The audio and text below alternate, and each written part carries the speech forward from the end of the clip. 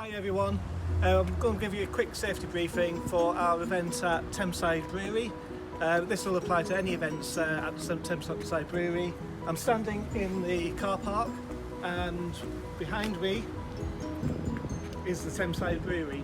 So once you've parked, you just need to walk across towards the Thameside Brewery and down the steps, and we're going to be set up there. Oh.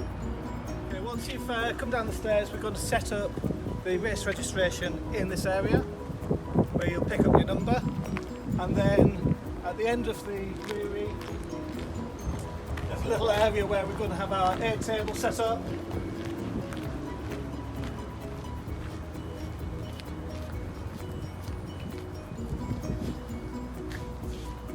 Which is down here.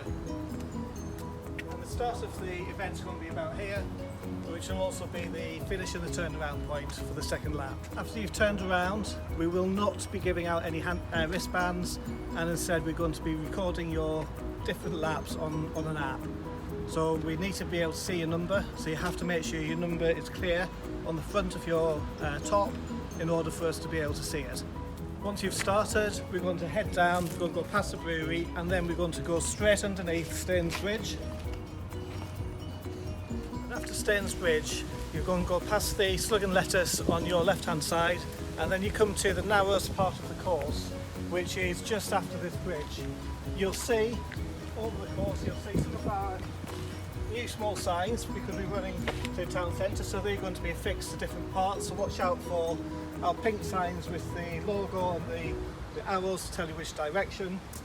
Come over the bridge,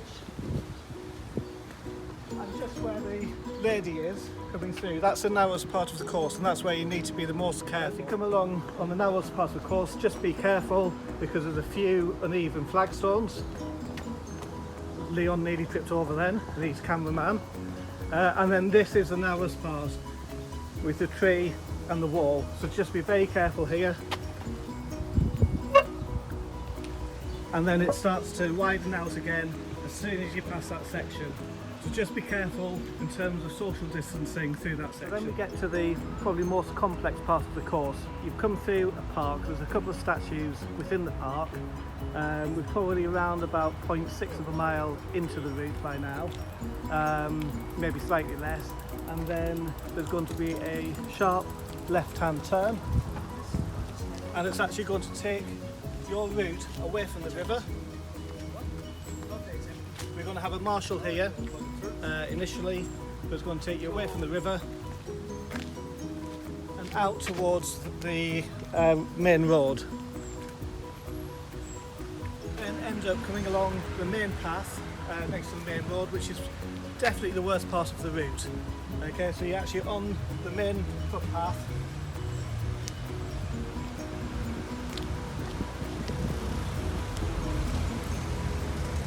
And it's going to take you in front of the hotel, so just be careful when you cross the car park. Be wary of cars coming in and out here. And then in the distance is the railway bridge, and you rejoin the actual path by the river at that point. You come past the hotel, you're going to go underneath the railway bridge and back onto the Thames path by the river, and that's going to take you now all the way down towards the turnaround point. Okay, so you've come all the way down the path. It's been a tarmac path to now, and then we're going to head round to the left, and we move off the tarmac path onto an unmade path. And what you need to be doing is keeping to the left hand side, so the largest of the two is the Thames path. So you want to keep to the left hand side. We'll try and get a directional arrow in the ground, but because the ground is so hard, we're not sure whether we'll be able to. So when you get to this point after the tarmac, you need to keep to the left and go along the path with the netting in the floor. Okay, after about 2 miles, you're going to come to Penton Hook Lock, and you're just going to need to be a little bit careful going through the lock gates. Again, it's a little bit narrow. It can be, as you can see, busy around the lock area. So just be careful going through the lock gates, and as always, give way to members of the public.